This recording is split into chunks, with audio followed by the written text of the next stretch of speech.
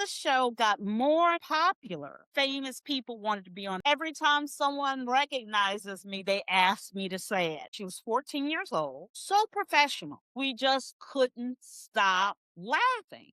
Hey, what's up, everybody? It's your boy Rob here. Welcome to the Flame Entertainment and Sports. Today, in honor of 20 years of Hannah Montana, we have Frances Callier, aka Roxy, joining us for a special edition of the podcast. Frances, welcome to the show. Thank you so much for having me, Rob. Of course, now we're honored, to have you here today. I remember literally 20 years ago, I was 7 years old, and I still remember the opening scene of Hannah Montana with Miley and Corbin Blue in the cafeteria. Miley gets a ketchup on her face. Like, I literally remember that like it was yesterday. So it's a complete honor that you're here. And yeah, I want to start you off. Like, what does it mean, 20 years later, that the fan base of Hannah Montana still loves the show around the world and everyone is so like happy to be celebrating it? It's an honor and it's a joy that we're celebrating it, that it happened, and that, the show still has a lot of fans. And I'm hoping that, with the new Disney streaming, it will be introduced to a whole new generation of fans. For sure. Nah, definitely streaming has gone like a long way for a lot of these shows and has really like, yeah, made like fan bases stronger overall. So yeah, next I want to ask you like, what was the process of, landing a role on Hannah Montana? Was it written for you? Did you have to audition to be Roxy? Like, how did that all like work out? I auditioned to be Roxy, and what a lot of people don't know, I was 6 months pregnant on my first episode, right? And so, yeah, I went in and I auditioned, and I knew the casting directors and had a great time and got the role. And I had, of course, at the time, I thought that it was going to be one episode. Wow, that's amazing. Yeah, like, and you even look back at the fact you're in 8 episodes, right, of this like iconic show, and literally not even like double digit amount of episodes, and you're still such a like beloved figure to this day in the history of Hannah Montana. So what does that mean to you? It's so sweet and it's so lovely, and I'm honored. I'm honestly honored that, because I'm a comedian and I want to make people laugh. My goal in my life is to make people joyful and bring joy. So the fact that, that I've done that through that role, that's really an honor. Nah, I love to hear that, and yeah, you definitely made all of us like crack up and literally like over the years, there's always like catchphrases that come into my head from different TV shows, different movies, and literally, Roxy like a puma. That literally has come into my head so many times, growing up.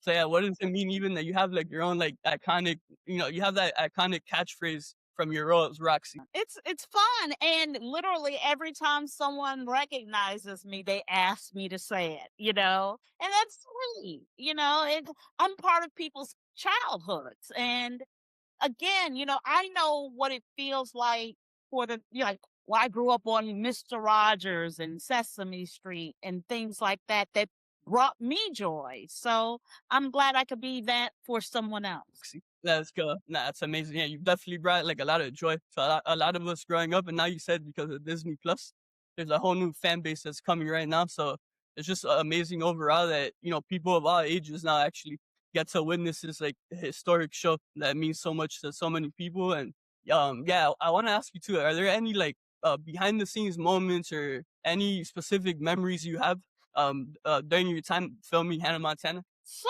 many fun moments. I remember that there was a scene, an episode where I was doing yoga and I was babysitting the kids, Miley and her brother. And we had a scene where we were downstairs and they were on each side of me and they were supposed to be sleeping. And we could not stop laughing.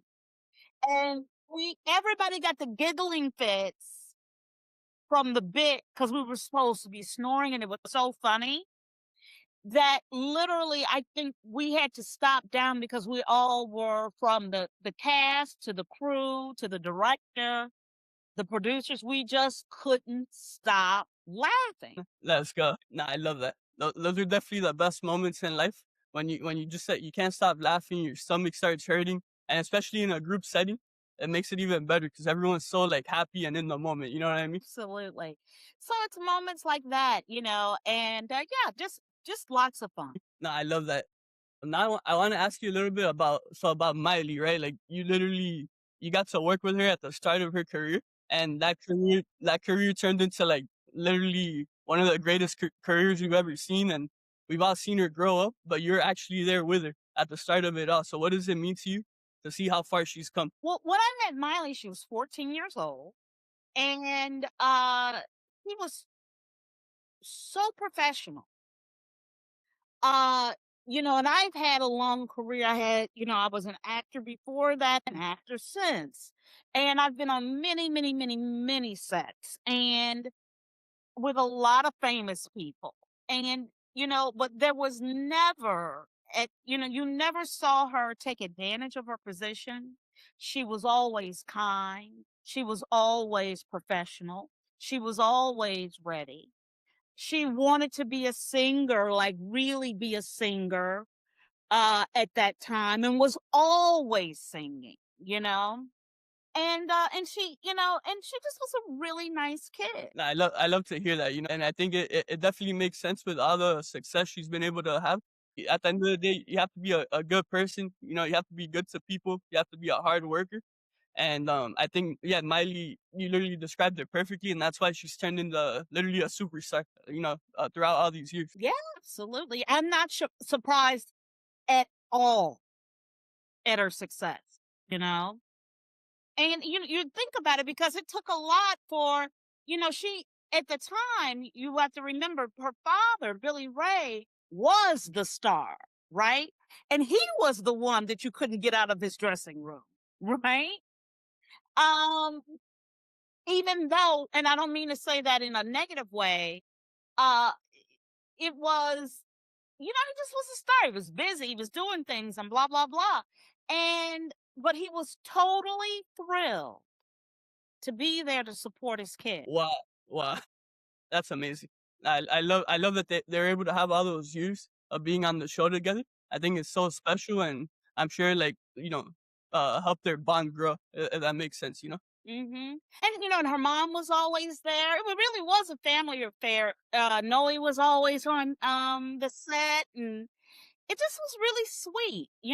I'm glad you brought up her mom too. I'm a big fan of Tish, and I've always like, in interviews and stuff over the years, I've noticed how close her and Miley have always been. And the thing is, obviously, Billy Ray was on the show, so everyone's always talked about him and given him the attention. But I feel like Tish was always, behind the scenes, always on really pushing Miley. Yeah, and supporting her. Not and that was the thing. They weren't pushing her. That, having been on, quite a few kids TV show sets, you can tell the difference between the parents who are pushing their kids and are stage parents. Billy Ray and Tish weren't that. That's great to hear. And that conversation, like a conversation like this, always like takes me to Britney Spears and everything. She's unfortunately had to deal with her family, and it's just like been sad to see, from afar and as a fan. Miley growing up was a huge fan of Britney, so I think it speaks volumes to see, yeah, Miley, so successful still and having an amazing career, always with her family. And then you look at Britney and it's the total opposite. And I think, yeah, you described it perfectly that they're supporting Miley, and unfortunately for Britney, she was pushed and being used for like financial gain. Yeah, and I think that again, the fact that her father had been a star already, they didn't need anything from their kid. Their family wasn't reliant on that money or her being successful, or this was purely about her wanting to do what she did. That's amazing. And I also love, so it's kind of random, but I'm a big Nashville guy. Like I love going to Nashville, and obviously that's where Miley comes from. That's where the whole Cyrus family comes from. And I also happen to be a fan of Dolly Parton. So I wonder if having Dolly in their corner as well, within their family, and that was also a helpful tool. Yeah, yeah, yeah, yeah. And even when like early on, like they went back home a lot. They were always back in Tennessee. They always came back from the weekend from being home. And I think that also helped keep her grounded. No, I love to hear that. I love that she still had some of that like normalcy, and was still with like her people from back home, and I'm sure that made a difference 100%. But yeah, now I want to ask you to go back to your time on Hannah Montana. So obviously, like I said earlier, you're in 8 episodes and you're still a beloved figure. So ultimately, why did you leave the show? But as the show got more and more popular, right? What happened was that more and more really famous people wanted to be on that show. And so my character just never got written in. They would tell me, "Oh, we're going to bring you back. We're going to bring you back." But when you have people like Larry David, literally call them up and say, "Can you write me in this show? Because my kids, my grandkids," and when I tell you person to person to person to person that's came on as a guest star, they just didn't have it in the budget to write me in. Okay, that makes more sense because honestly, all these years I've like wondered, like why would they take her off of the show? Such a beloved like character. Okay, now it makes sense, and you're right. It's really crazy when you look at the history of Hannah Montana. Literally, like you said, the amount of like big time like A-list type of actors that were on the show for an episode or two. It's like unbelievable. I feel like we won't really see that nowadays. Exactly.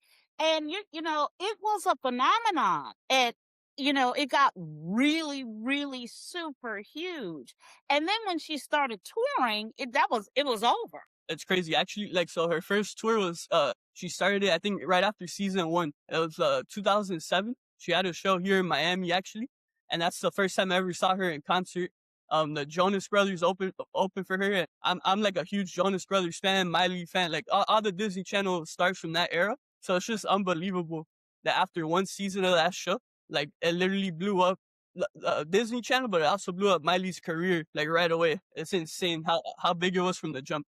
Yeah, and it became, even more of, I think, like a blueprint for Disney stars to, navigate their way. It's like, oh, not only am I going to act, but I need to have a singing career too. 100%. Yeah, literally, like you think of some of the big time people that came after Miley, Selena Gomez, Demi Lovato, just to name a few. And to this day, Disney Channel still running.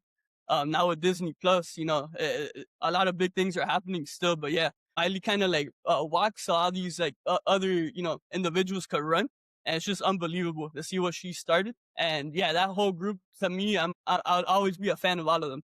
Miley, Selena, Demi, the Jonas Brothers. I love Zach and Cody. All those like shows were so like special to me growing up. So it's just unbelievable. All these years later, we're here, and I'm talking to you. It's just a huge blessing. Absolutely. Yeah, tons of talent at that time. Still, I mean, I believe that's Disney's job, is to pump out stars. 100%. Yeah, even to this day, you think of like Olivia Rodrigo, Sabrina Carpenter, two of the biggest pop stars in the world right now. They both started on Disney Channel as well. So it's kind of like a machine when you really look at it. Yeah.